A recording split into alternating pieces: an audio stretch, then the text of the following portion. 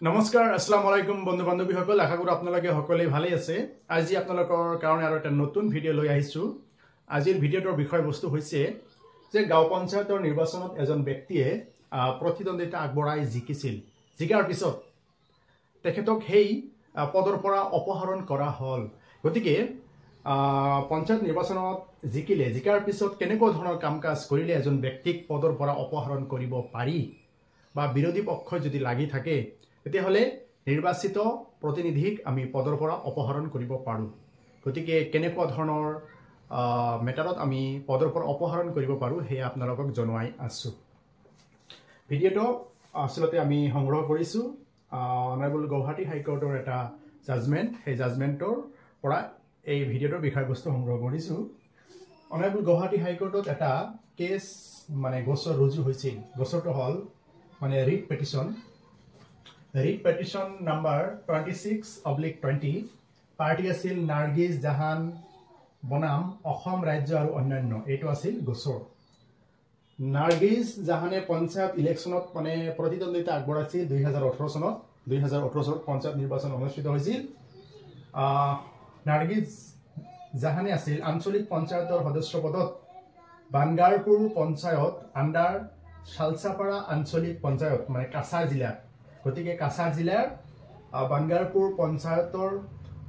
আঞ্চলিক পঞ্চায়তৰ সদস্য পদত নাৰ্গিছ জাহানে 2018 চনত নিৰ্বাচনত প্ৰতিদ্বন্দ্বিতা আগবঢ়াই জিকিছিল আঞ্চলিক পঞ্চায়তৰ সদস্য হৈছিল আৰু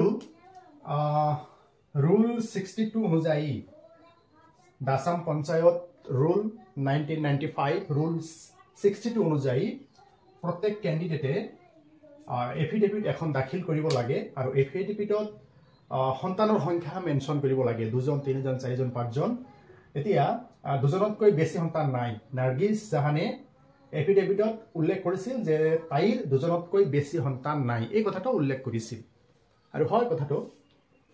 under section 111 clause 2 sub clause A অনুযায়ী আৰু ৰুল 62 অনুযায়ী মানে এফিডেভিট জমা দিব লাগে আৰু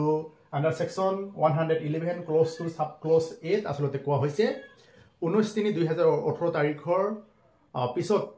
দুজন বা দুজনতকৈ বেছি যদি সন্তান থাকে তেতিয়াহলে নিৰ্বাচনত অযোগ্য হ'ব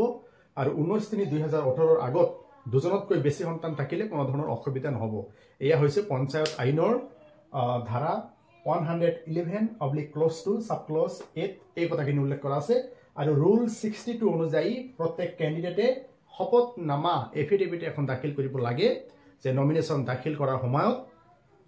মোৰ দুজনতকৈ বেছি সন্তান নাই এই কথাখিনি উল্লেখ কৰিব লাগে গতিকে এজ পাৰ ৰুল অনুযায়ী নাৰ্গিছ জাহানে এফিডেভিট দাখিল কৰিছিল তাৰ পিছত নিৰ্বাচনত প্ৰতিদ্বন্দ্বিতা আগবঢ়ালে নাৰ্গিছ জাহানে কাছাৰ জিলাৰ বানগাৰপুৰ পঞ্চায়তৰ পৰা আঞ্চলিক পঞ্চায়তৰ সদস্য হিচাপে জিকিলে আৰু কাছাৰৰ উপায়ুক্তই তেখেতক তাইক জিকাৰ পিছত সাৰ্টিফিকেট এখন প্ৰদান কৰিছিল তাৰ পিছত চাওক এই নাৰ্গিছ জাহানৰ ইলেকশনত জিকাৰ পিছত থাৰ্ড নাম্বাৰ চাইল্ড জন্ম হল 2/10/2019 তাৰিখত জন্ম হল এতিয়া জন্ম হোৱাৰ পিছত কিছুমান বিৰোধী পক্ষ থাকে বিৰোধী শিবিৰ থাকে বিৰোধী মানুহ থাকে এইবিলাকে কি কৰিলে অভিযোগ দাখিল কৰিলে কাছাৰ ডিস্ট্ৰিক্ট কমিশনাৰৰ তাতে তাৰ পিছত হেই অভিযোগত উল্লেখ কৰিলে যে নাৰ্গিছ জাহানে পঞ্চায়ত আইনৰ ধাৰা 111 clause 2 sub clause A and rule 62 violate কৰিছে শপতনামাত উল্লেখ কৰিছিল দুজন আছে তাৰ পিছত 19/3/2018 তাৰিখৰ পিছত আৰু এজন সন্তান জন্ম হৈছে গতিকে এই নাৰ্গিছ জাহানক আঞ্চলিক পঞ্চায়তৰ সদস্য পদৰ পৰা ডিসকোৱালিফাই ৰিমুভ মানে অপহৰণ কৰিব লাগে এনেকৈ অভিযোগ দাখিল কৰিলে তাৰ পিছত কাছাৰ জিলাৰ উপায়ুক্ত বিভাগীয় তদন্তৰ জৰিয়তে 26/11/2019 তাৰিখত মানে কি কৰিলে ৰিমুভ কৰিলে ডিসকোৱালিফাই কৰিলে নাৰ্গিছ জাহানক আঞ্চলিক পঞ্চায়তৰ সদস্য পদৰ পৰা তাৰ পিছত নাৰ্গিছ জাহানে কাছাৰ উপায়ুক্তই যেটো মানে তেখেতক পদৰ পৰা অপহৰণ কৰিলে সেই অৰ্ডাৰৰ বিৰুদ্ধে অনাৰেবল গুৱাহাটী হাইকোৰ্টত ৰিট পেটিশন সিভিল দাখিল কৰিলে 26/20 এটো হল গোচৰৰ নম্বৰ তাৰ পিছত অনাৰেবল গুৱাহাটী হাইকোৰ্টে ফাৰ্স্ট টাইম ইন্টাৰিম অৰ্ডাৰ এটা দিছিলে আৰু তেখেতক সাময়িক সময়ৰ কাৰণে সকাহ দিছিলে কিছু সময় তেখেতে কাৰ্যনিৰ্বাহ কৰিছিল আৰু 7/12/2021 তাৰিখৰ অৰ্ডাৰত অনাৰেবল গুৱাহাটী হাইকোৰ্টে নাৰ্গিছ জাহানৰ পেটিশ্যনখন ডিছমিছ কৰিলে গতিকে তেতিয়াৰ পৰা নাৰ্গিছ জাহানে আঞ্চলিক পঞ্চায়তৰ সদস্য পদত বহাৰ কোনো অধিকাৰ নাই কাৰণ তেখেতৰ আবেদন অনাৰেবল গুৱাহাটী হাইকোৰ্টে খাৰিজ কৰিছে গতিকে চাওক মানে পঞ্চায়ত নিৰ্বাচনত প্ৰতিদ্বন্দ্বিতা আগবঢ়াই জিকাৰ পিছত তেখেতৰ ইলেকশ্যনৰ সময়ত দুজন সন্তান আছিল তাৰ পৰৱৰ্তী সময়ত আৰু এজন সন্তান হোৱা সংক্ৰান্তত নাৰ্গিছ জাহানে নিৰ্বাচনত জিকিও পদৰ পৰা অপহৰণ হ'ব লগা হ'ল এই ভিডিঅ'টোত মই আলোচনা কৰিলোঁ section 111 clause 2 sub clause A of Panchayat Act 1994 and Assam Panchayat Rule